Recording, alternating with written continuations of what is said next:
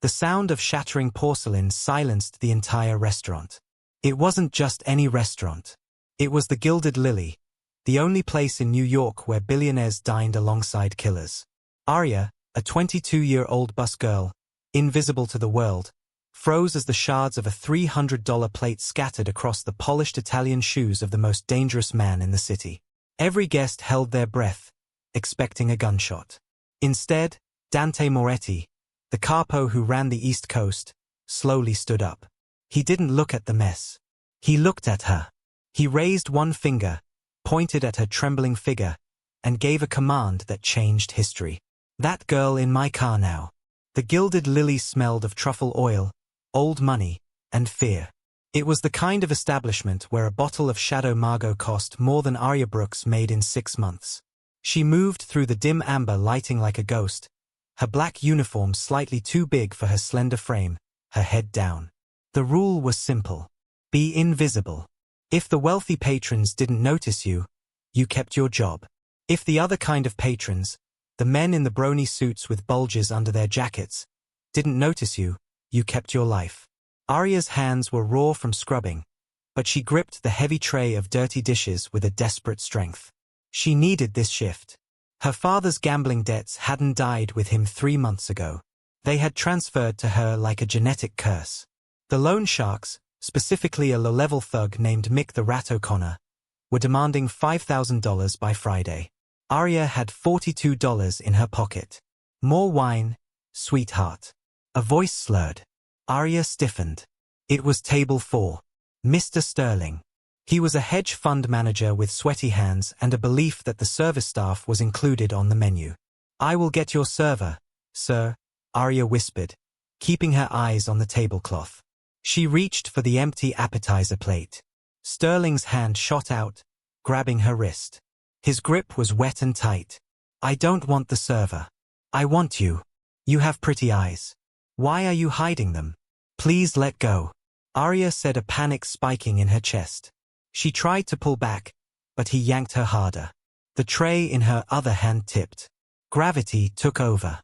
The heavy ceramic platter collided with a crystal water goblet and crashed to the floor. Crash. The sound was violent, echoing off the mahogany walls. In a normal restaurant, people would gasp.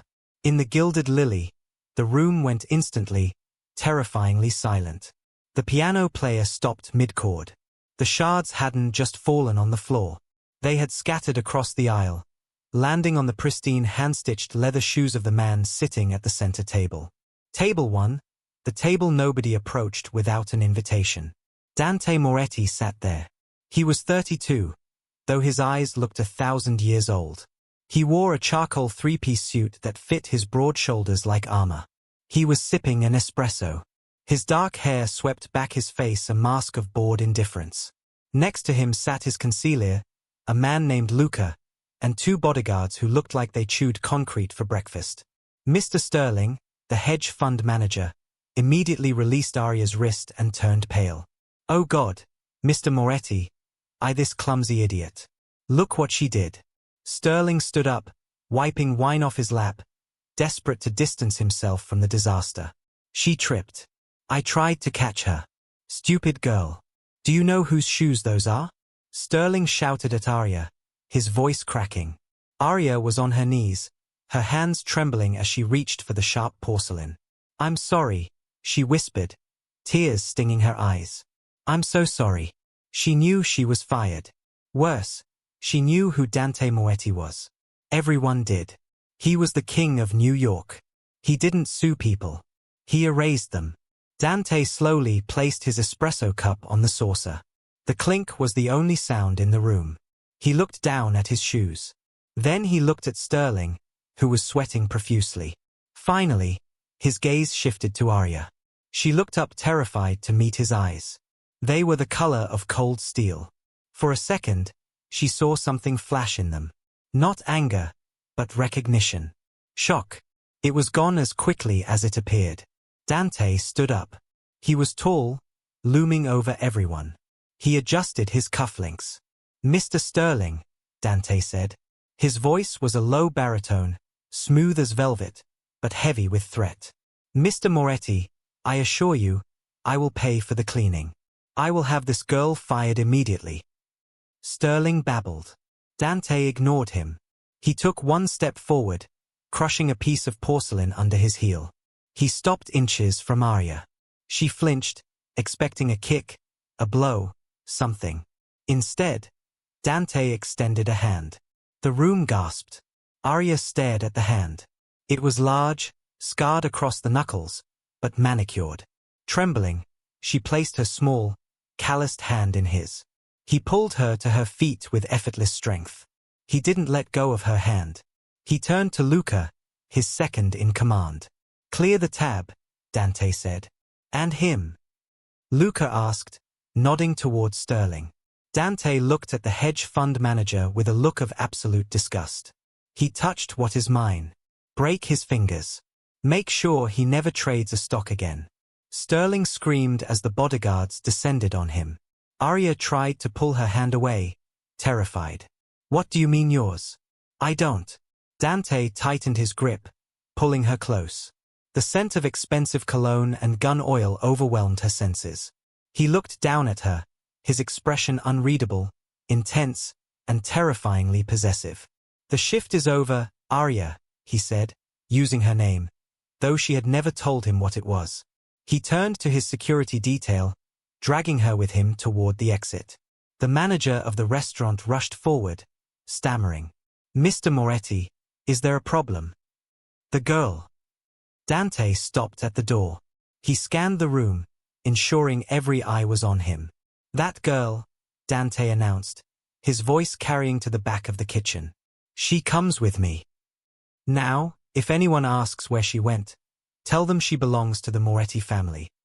Before Arya could scream, she was swept out into the cool night air and shoved into the back of a waiting armored Rolls-Royce Phantom. The heavy door slammed shut, sealing her fate. The interior of the Rolls-Royce was silent as a tomb. The windows were tinted so dark that the city outside was just a blur of neon streaks. Arya sat pressed against the leather door, her heart hammering against her ribs like a trapped bird. Dante sat on the other side of the wide back seat, reading messages on a secure tablet. He hadn't looked at her since they got in. Where are you taking me? Arya asked, her voice shaking. I don't have any money. If this is about my father's debt, I promise I'm working on it. Dante tapped the screen, then locked the tablet. He turned his head slowly. Your father, Jack Brooks, a gambler, a drunk, died owing 60 grand to the Irish mob. You've been paying $300 a week just to keep them from breaking your legs. Is that accurate? Arya's mouth went dry. How do you know that? I know everything that happens in my city, Arya. Are you going to hurt me? Dante studied her face. He seemed to be searching for something. A lie, a mask, a hidden intent. That depends on how you answer my questions. The car swerved smoothly into the underground garage of a massive glass spire in Manhattan, the Obsidian Tower. It was Dante's fortress. The car stopped and the door was opened by armed guards. Walk, Dante commanded. He led her to a private elevator that required a retinal scan to open. As they shot up 60 floors, Arya's ears popped. The doors opened directly into a penthouse that was larger than the entire house she grew up in. It was a masterpiece of modern architecture. Floor-to-ceiling, windows overlooking the skyline, black marble floors, and modern art that looked like it cost millions. But to Arya, it looked like a cage. Dante threw his suit jacket onto a couch and loosened his tie. He walked to a bar and poured 2 glasses of amber liquid. He held one out to her. Drink. It will steady your nerves. I don't want to drink. I want to go home, Arya said, finding a sliver of courage. Dante slammed the glass down on the counter. The liquid splashed over the rim. The violence of the action made Arya jump back. Home. Dante laughed, a dry, humoral sound. You don't have a home, Arya. You have a roach-infested apartment in Queens that Mick O'Connor is planning to burn down on Friday if you don't pay up. I just saved your life. He walked toward her, backing her up until her legs hit the edge of the leather sofa. She fell back onto it. He loomed over her, placing his hands on the back of the sofa, boxing her in. Now tell me the truth. Dante hissed, his face inches from hers. Who sent you? Arya blinked. Confusion, wearing with fear. What? Don't play the innocent waitress with me. It's too convenient. Dante growled. You're working at the Gilded Lily, the one neutral ground for the families. You accidentally cause a scene at my table. You have the face of a ghost and you're wearing that. He reached out his fingers, grazing her collarbone. Arya flinched, but he wasn't trying to hurt her. He hooked his finger around the thin, tarnished silver chain she always wore hidden under her uniform. He pulled it out. Dangling from the chain was a strange heavy ring. It looked like iron engraved with a wolf holding a rose in its teeth. Where did you get this? Dante demanded, his voice dropping to a dangerous whisper. It was my mother's, Arya cried, clutching the ring. She gave it to me before she died when I was 5. It's all I have of her. Please don't take it. Dante stared at the ring, then at her eyes. He looked shaken. For the first time, the icy demeanor of the Mafia boss cracked. He stood up abruptly and walked to the window, running a hand through his hair. Your mother, he muttered to himself. Jack Brooks wasn't your biological father, was he? I don't know. He never talked about it. He just said, my mother was a mistake he made in Italy. Dante turned back to her. The look in his eyes had changed. It was no longer suspicion. It was something intense, protective, and calculating. You aren't going back to Queen's area. You can't keep me here. That's kidnapping. Call it what you want, Dante said, walking over to a control panel on the wall. He pressed a button, and heavy steel shutters began to descend over the windows, locking the penthouse down. You are the most dangerous loose end in this city right now. If the Rossi family finds out who you really are, they won't just kill you. They will start a war that burns New York to the ground. Who am I? Arya whispered, the weight of the situation crushing her. Dante looked at her, his expression grim. You're the key to the vault, Arya. And you're the daughter of the man I killed 10 years ago. Arya didn't sleep that night.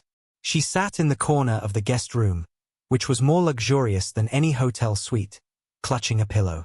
The door was locked from the outside. The man I killed. The words echoed in her mind. Dante Moretti, her captor, had killed her biological father. And who was he? Why did a simple silver ring make the most powerful man in the city look like he had seen a ghost? Morning came with a soft chime at the door. It unlocked. A woman in a crisp gray suit entered, pushing a cart. Good morning, Miss Brooks. Mr. Moretti has requested your presence for breakfast. I have brought you fresh clothes. Your uniform has been incinerated. Arya looked at the clothes, a white silk blouse, tailored black trousers, and shoes that looked impossibly expensive. She changed quickly, realizing she had no choice. She had to play along until she could find a way out. She followed the woman to the terrace. Dante was sitting at a glass table drinking coffee. The view of Central Park was breathtaking, but Arya only saw the drop. Sit, Dante said, not looking up from a newspaper. Arya, Saturday. I want answers, Dante. You drop a bomb like that and lock me in a room. Dante folded the paper. He looked tired. You have your mother's temper. I remember that. You knew her briefly years ago before she ran away to America with a gambler to hide you.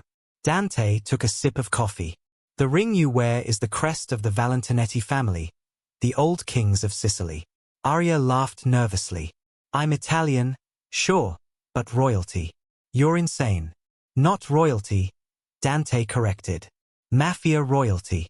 Your father was Lorenzo Valentinetti. He was the capo di capi, the boss of bosses. He controlled the trade routes from Europe to the US. But he had a secret vault, a ledger, digital and physical, containing the dirt on every corrupt politician, judge, and rival family in the world. It's worth billions. It's leverage that makes you untouchable. What does this have to do with me? When Lorenzo died, when I took his territory, the ledger vanished. The rumor was he encoded the location into a biological key, a scan, DNA, or he pointed to the ring. An object entrusted to his heir. Arya looked down at the ring. It's just a piece of metal to you. Yes, to the Rossi family, who are currently my biggest rivals, it is the ultimate weapon. If Vinny Rossi knows you exist, he will peel the skin off your bones to get that ring. And the password only you might know. I don't know any password, Arya shouted. You might not know that you know it, Dante said calmly. It could be a lullaby, a date, a phrase. Suddenly, Dante's phone buzzed. He picked it up and his face hardened. We have a problem. What? Mick the Rat, the loan shark you owe money to. He's been bragging in a bar in the Bronx that he has leverage over a girl who was just picked up by Dante Moetti. He's trying to sell your information to Vinny Rossi. Dante stood up, buttoning his jacket. I have to handle this. You're going to kill him? Arya asked, horrified. I'm going to negotiate, Dante said, checking the gun in his shoulder holster. Stay here. Do not open the door for anyone but me or Luca. Take me with you, Arya said suddenly. Dante stopped. Absolutely not. He has my ID, my birth certificate, photos of my mother. If you go in there shooting, he might burn them or the police might find them. You said I need to disappear. I can't disappear if my life is in his filing cabinet. Dante looked at her with grudging respect. You're brave. Stupid, but brave. I'm desperate, she corrected. And I'm tired of being afraid of men like him. Dante considered it. Fine, but you stay in the car. If you step 1 foot on the pavement, I will chain you to the radiator when we get back. The ride to the Bronx was tense. Arya watched Dante check his weapon. He was a killer, yes, but strangely she felt safer in this armored car with him than she ever had in her apartment. They pulled up to a grimy dive bar called the Shamrock. Stay, Dante commanded. He got out, followed by Luca and 2 guards. Arya watched through the tinted glass. She saw them enter the bar. 5 minutes passed. Then 10. Suddenly, the back door of the bar kicked open. Mick, the rat, came stumbling out, clutching a bag, running towards the alley. He was escaping. And he was holding a battered metal box, her father's lockbox. Arya didn't think. She didn't remember Dante's warning. She saw her mother's photos, her only connection to her past, running away. She opened the car door and sprinted. Hey! Mick shouted as he saw her. He pulled a knife. You little witch, you brought the heat on me. Arya froze, the knife glinting in the sunlight. She was 10 feet away from him in a dirty alley. Mick lunged. Bang! A single shot rang out. Mick's knife clattered to the ground. He screamed, clutching his hand, which was now a ruin of red. Dante walked calmly out of the back exit of the bar, his smoking gun in hand. He didn't look at Mick. He looked at Arya, his eyes blazing with fury. He walked past the screaming loan shark, grabbed Arya by the arm, and pinned her against the brick wall of the alley, his body hard against hers, his face inches away. I told you, he snarled, to stay in the car. He had my things, Arya gasped, heart racing. I had it handled. Dante roared. Do you have a death wish? Because standing in an open alley in the Bronx is a good way to get it granted. I'm not your prisoner, she yelled back. Dante stared at her. The adrenaline was pumping through both of them. The tension shifted. It wasn't just anger anymore. It was electric. He looked at her lips, then back to her eyes. No, he whispered, his voice rough. You're not a prisoner. You're mine to protect, and you are making it very difficult. Suddenly, tires screeched at the end of the alley.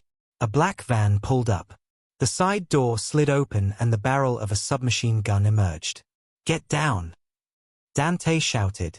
He threw Arya to the ground, covering her body with his own as bullets chewed up the brick wall above their heads. The world collapsed into noise and violence. The rat-tat of the submachine gun tore chunks out of the brickwork, showering Dante and Arya with red dust and debris. Dante was a heavy weight on top of her, an immovable shield of muscle and expensive tailoring. She felt him jerk once sharply, but he didn't make a sound. Luca, return fire. Dante roared over the den, rolling off Arya and pulling his own weapon in one fluid motion.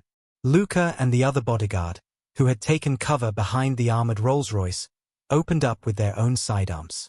The alley became a deafening echo chamber of gunfire. The black van's tires squealed and it peeled away, leaving the smell of burnt rubber and cordite hanging heavy in the air. Dante was instantly on his feet, pulling Arya up. "Are you hit? Check yourself." Arya patted her body, her hands shaking uncontrollably. "I think I'm okay. My knee is bleeding." She had scraped it badly when he tackled her. "We have to move. They'll circle back or the cops will come. Neither is good."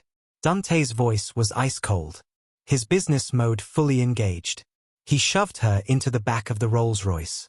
As they sped away, leaving the groaning Mick O'Connor and the chaos of the Bronx behind, Arya noticed a dark stain spreading on the left shoulder of Dante's grey suit jacket. "You're shot," she whispered. Dante glanced at his shoulder dismissively. "It's a graze, a through and through. Ruined a $5,000 suit, the bastards. We need to go to a hospital." Dante laughed a harsh sound. "The kind of hospitals I go to don't ask questions. But we aren't going to the city. The penthouse is compromised. They knew we were in the Bronx. That means I have a leak." His eyes were terrifying when he said that. A leak in the Moretti organization was a death sentence waiting to happen. They drove for 2 hours eastern Long Island, the landscape changing from urban decay to manicured wealth. They arrived at a sprawling modern estate hidden behind high hedges and iron gates right on the oceanfront in Southampton. It was stark, cold, and beautiful, much like its owner.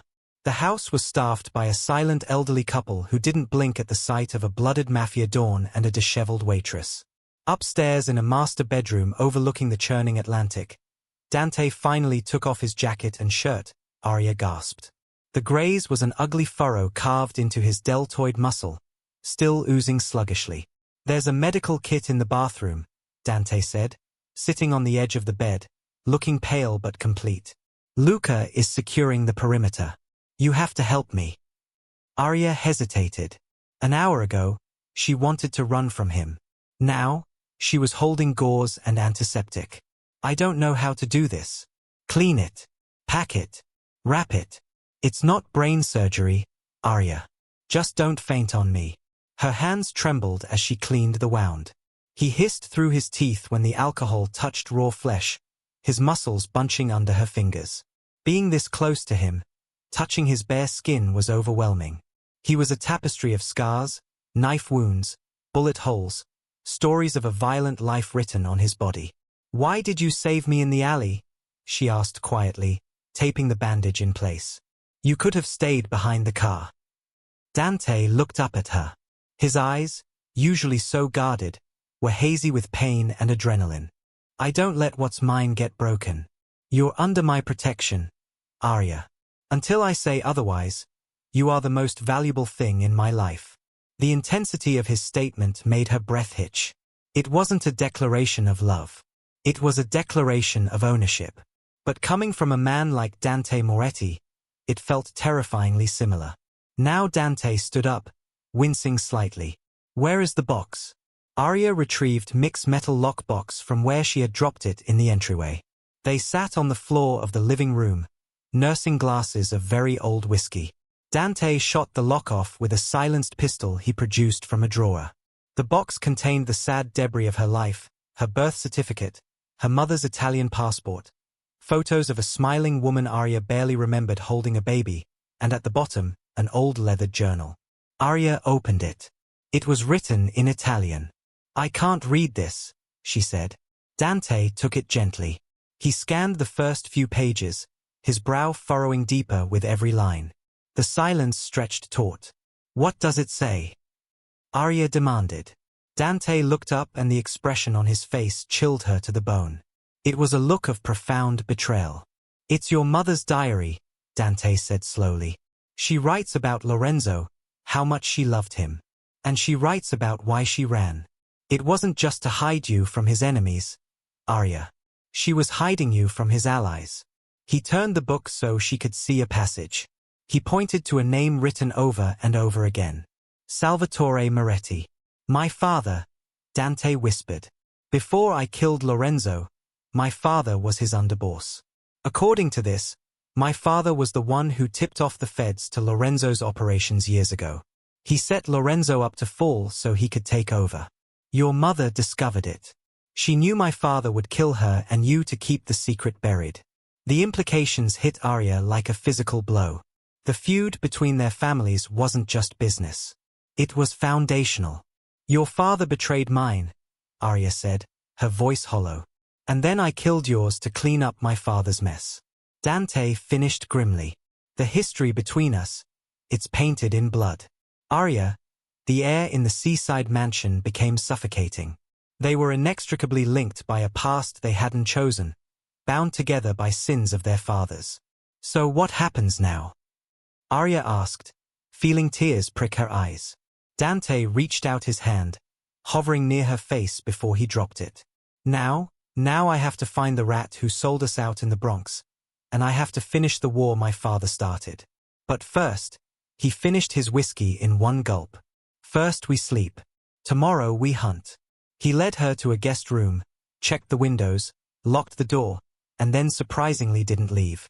He sat in the armchair in the corner, his gun on his lap. Sleep, Arya. I'll watch. She didn't think she could sleep knowing he was there watching her. But exhaustion was a powerful drug.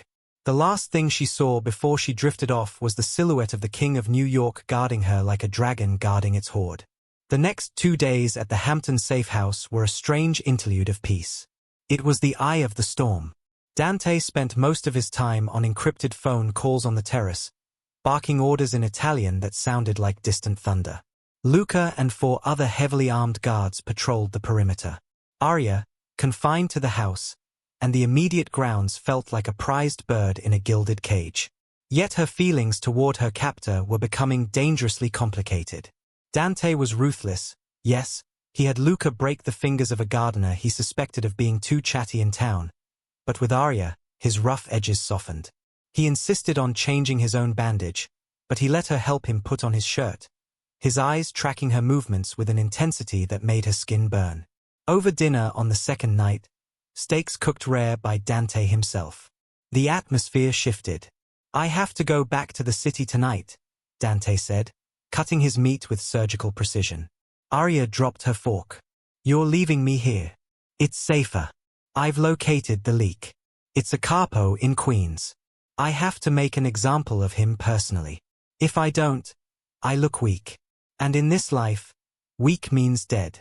How long will you be gone? She hated the note of neediness in her voice. 24 hours. Luca stays here. Rocco and Vinny, the guards, stay, too. The house is a fortress. You don't leave the indoors. Understood. I'm not a child, Dante. He stopped eating and looked at her. No, you are a target. Vinny Rossi knows I have you now. He knows you're Valentinetti's daughter. He will tear the city apart to find you. Do not test me on this area. He left at midnight. Before he got into the car, he did something that shocked them both. He grabbed the back of her neck and pulled her in for a searing, bruising kiss. It tasted of coffee and possession. Be here when I get back. He growled against her lips, then was gone. Arya touched her lips, stunned, watching tail lights fade. The next day passed slowly. The air was thick with impending rain and anxiety. Luca was constantly checking monitors in the security room. Around 4:00 p.m., a delivery van pulled up to the front gate. Expecting anything? Arya asked Luca, who was in the kitchen getting coffee.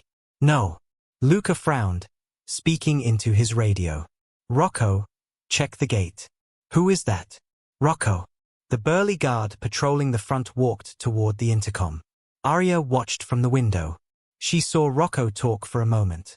Then, inexplicably, he punched in the code to open the massive iron gates. What is he doing? Luca yelled, slamming his coffee cup down. Rocco, stand down. Do not open the gate. Rocco ignored the radio. The van rolled through. Get to the panic room in the basement now. Luca grabbed Arya's arm, pulling her toward the stairs. They never made it. The front door exploded inward before they reached the hallway. Rocco stood there holding a shotgun. Behind him were 4 men Arya didn't recognize wearing ski masks. Rocco, what are you doing?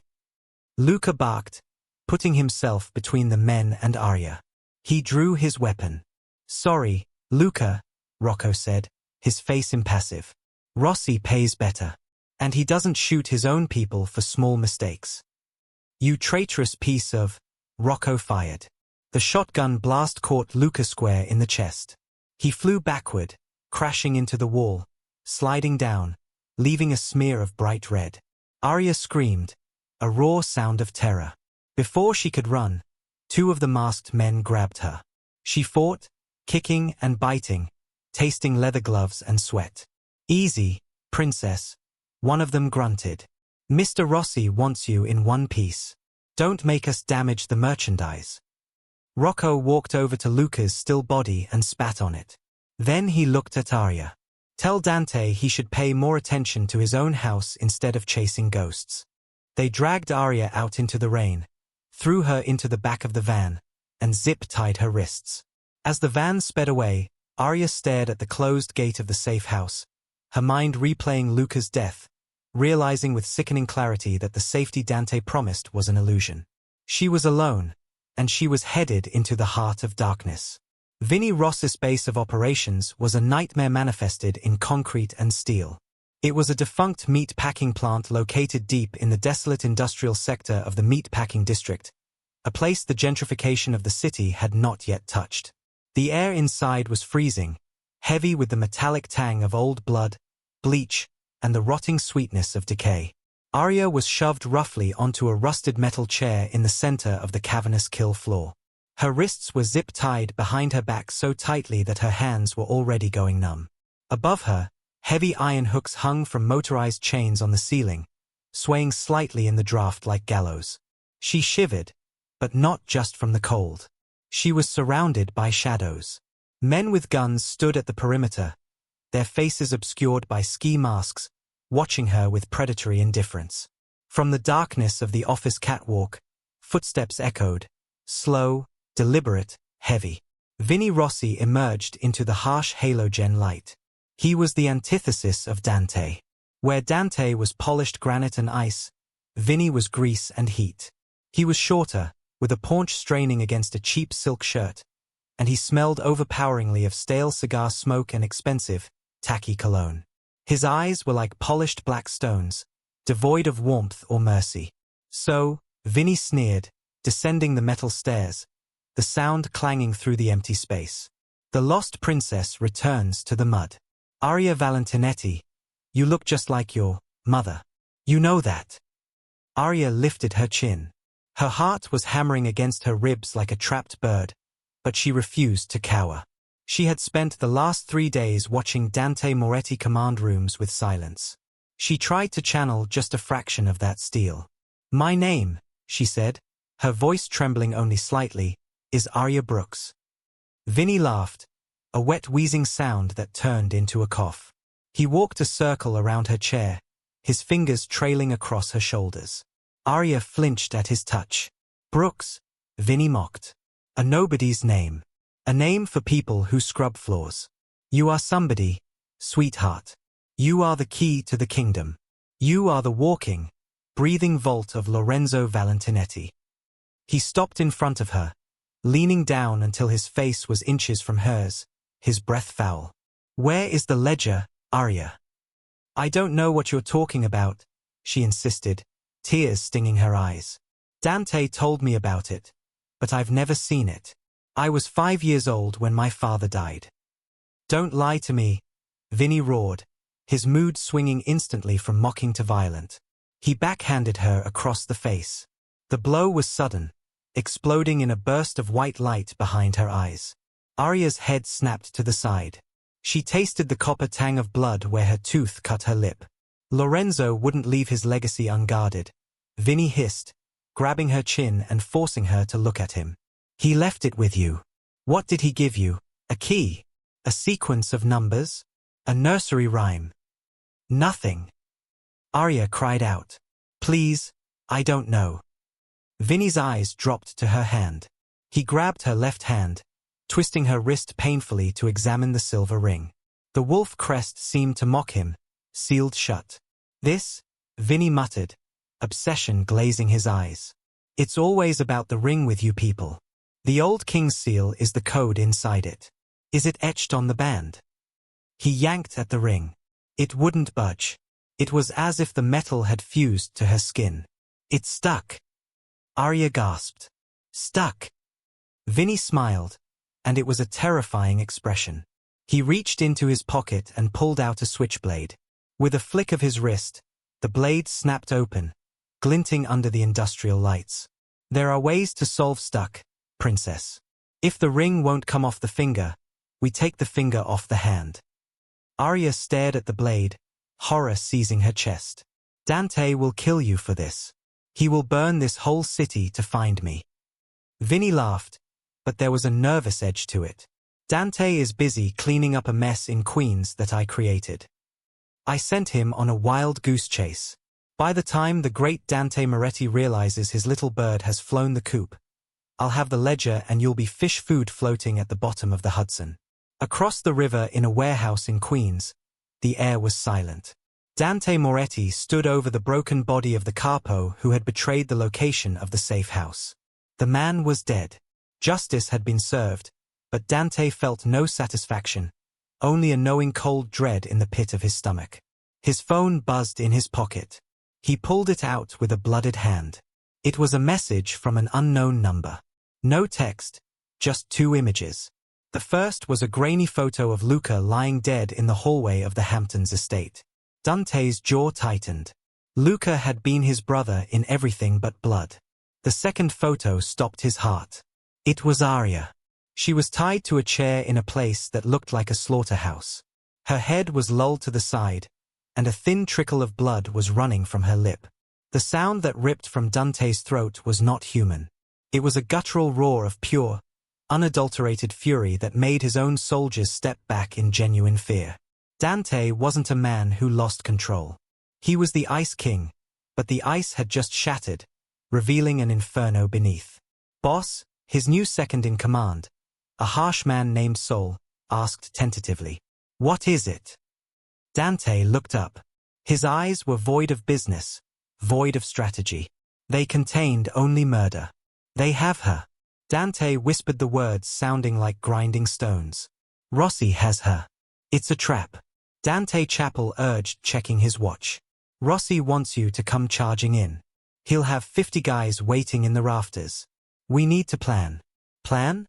Dante interrupted, his voice terrifyingly quiet.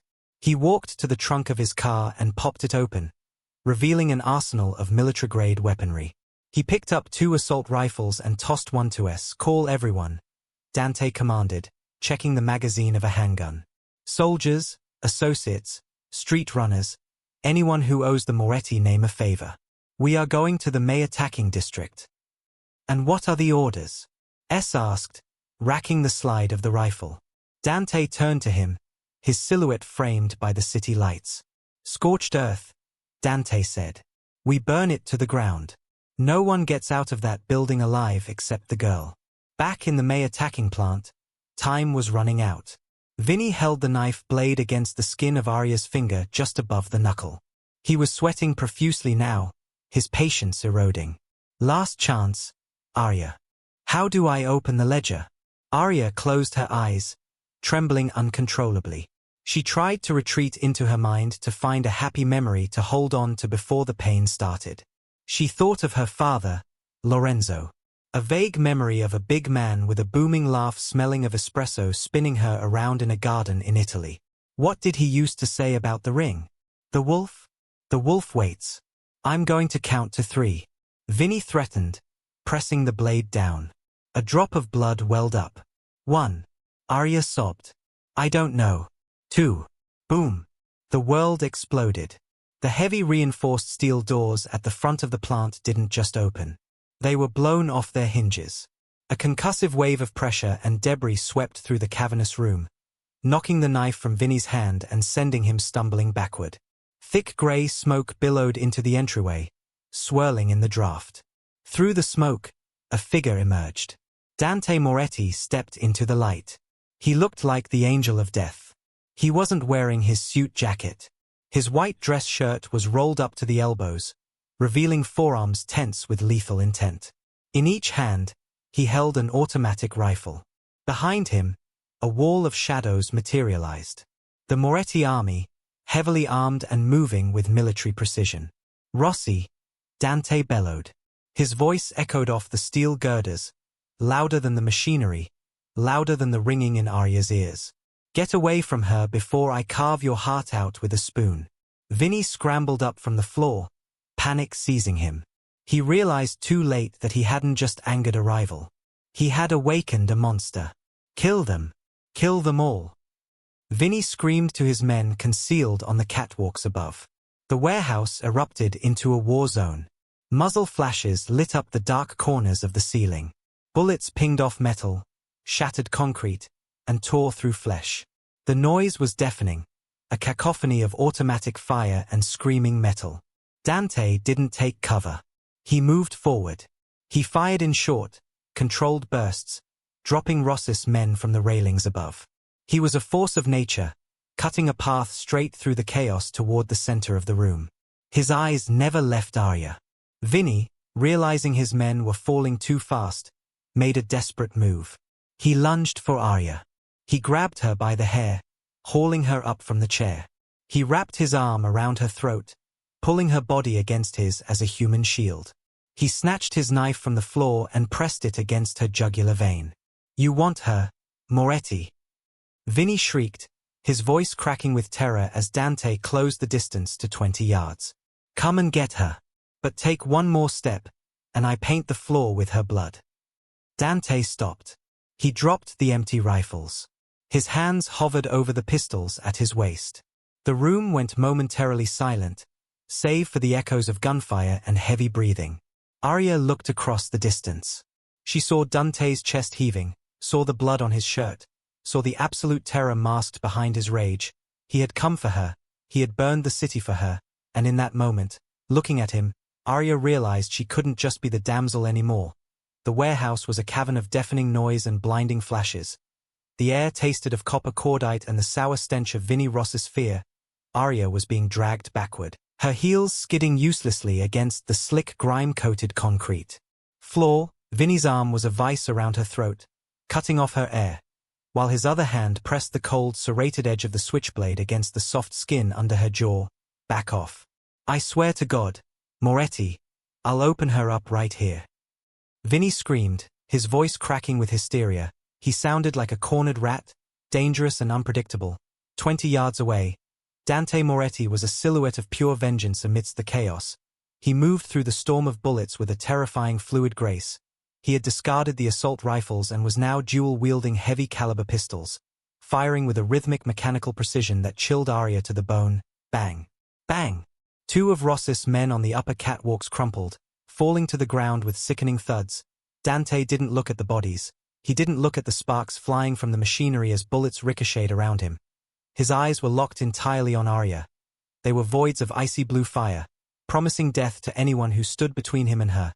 He stepped over a dying gunman without breaking stride, his face a mask of concentrated rage. "There is nowhere to run, Vinny." Dante's voice cut through. The den, impossibly calm, compared to the violence surrounding him. It wasn't a shout, it was a judgment. "Let her go, and I'll make it quick. Keep holding her, and I will make your death last for days." "You think I'm stupid?" Vinny shrieked, tightening his grip.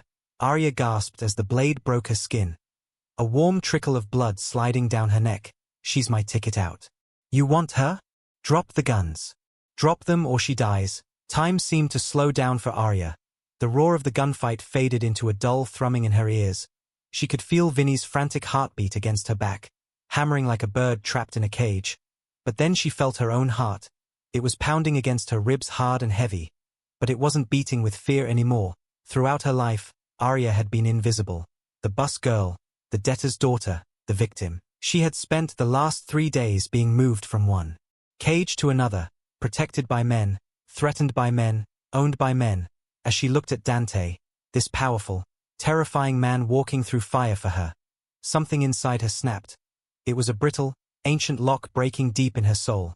She remembered the ring, a sudden, vivid memory of her father, Lorenzo, flashed in her mind. It wasn't the vague memory she had struggled with earlier. It was crystal clear. She was 5 years old. Sitting on his lap during a thunderstorm in Parmo, he was holding her hand, tracing the wolf on the silver ring. The wolf is a hunter, Arya. His deep voice echoed in her memory. But the wolf on this ring, he is sleeping. He only wakes up when the blood runs hot. When the heart beats not for flight, but for the fight. When you are ready to bite back. Bite back. Arya's vision sharpened. The terrified girl from the Gilded Lily died in that moment, strangled by Vinnie Ross's arm. The woman who took her place was the daughter of the Capo d'Irpai. She felt the silver ring on her finger suddenly grow warm, vibrating against her skin as if it had an electrical pulse. Her heart rate wasn't just fast. It was synchronized with a lethal intent. Vinnie was distracted, his eyes darting frantically between Dante's approaching figure and the exits. He shifted his weight, preparing to drag her behind a pillar. It was now or never. Arya didn't scream. She didn't struggle aimlessly. She channeled every ounce of her rage into a single calculated movement. She lifted her right leg and stomped down with all her strength, driving the hard heel of her expensive boot directly into Vinnie's instep. The sound of small bones crunching was audible even over the machinery. Ooh. Vinnie howled, his grip loosening reflexively as pain shot up his leg. Arya didn't stop. She didn't try to run away. She threw her head back, using the back of her skull like a hammer, smashing it directly into Vinnie's nose. There was a wet crack and hot blood sprayed onto her cheek. Vinnie staggered back, blinded by pain, his hands flying to his ruined face.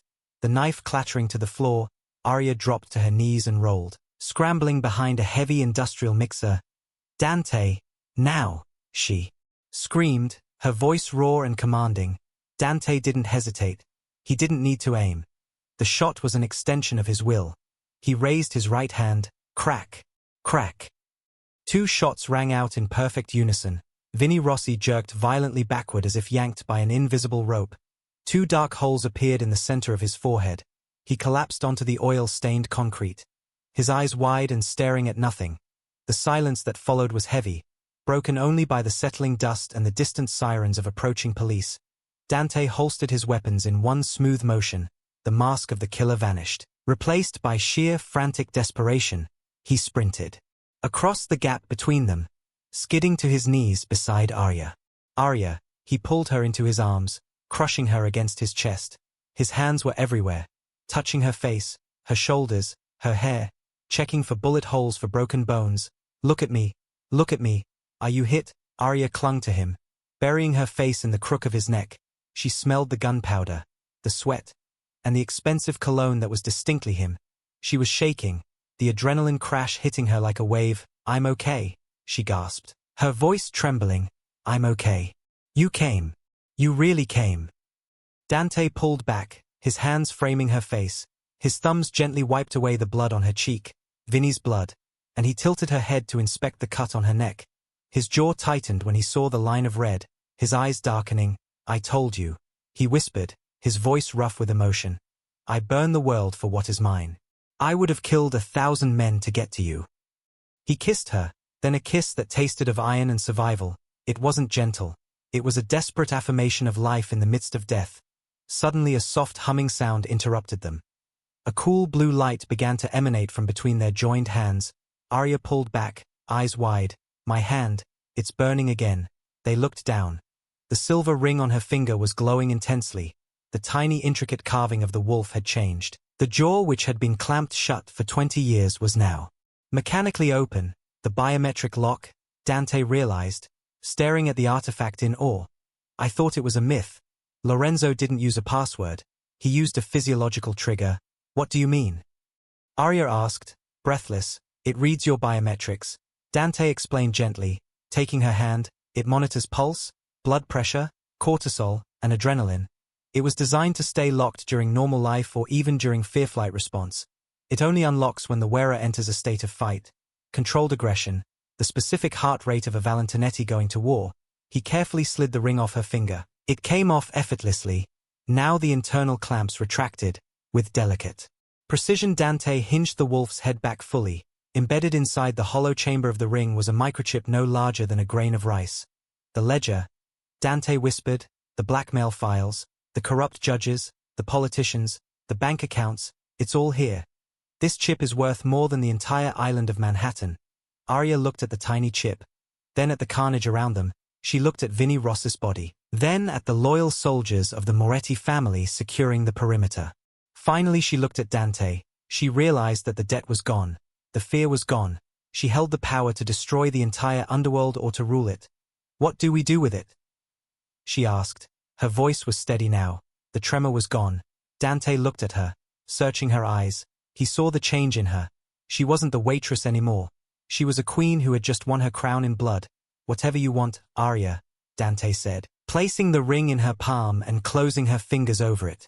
We can destroy it, vanish, and live on a beach in Italy, or we can use it. We can bring every family in the 5 boroughs to their knees. We can rule everything. Arya looked at the ring, then slid it back onto her finger. The blue light faded, but the wolf's jaw remained open. Ready, we don't run, Arya said, her eyes matching the cold steel of his. We stay. The Valentinetti and Moretti families are united now. Let them know we have the ledger. Let them know that if they come for us, they don't just face the wolf, they face the dragon, too. Dante smiled. It was the first time she had seen him smile with genuine joy. It was dangerous, sharp, and breathtakingly handsome. As you wish, my queen. He stood up and offered her his hand. Arya took it, gripping it tight. Together they walked past the bodies of their enemies, stepping out of the shadowed warehouse and into the blinding light of the New York dawn. The sirens were getting closer. But it didn't matter. They were untouchable now. They owned the city. And so the girl who collected plates became the woman who collected souls. In the brutal world of the Mafia, innocence is a liability. But love is the most dangerous weapon of all. Dante and Arya didn't just survive the war. They ended it, sealing their legacy in blood and silver. Did your heart stop when Arya finally fought back? If you loved this intense Mafia romance saga, please smash that like button right now. It helps us create more long-form stories for you. Don't forget to share this video with a friend who needs a new obsession and subscribe with the notification bell on so you never miss the next episode. Do you think they should use the chip for good or evil? Let us know your theory in the comments below.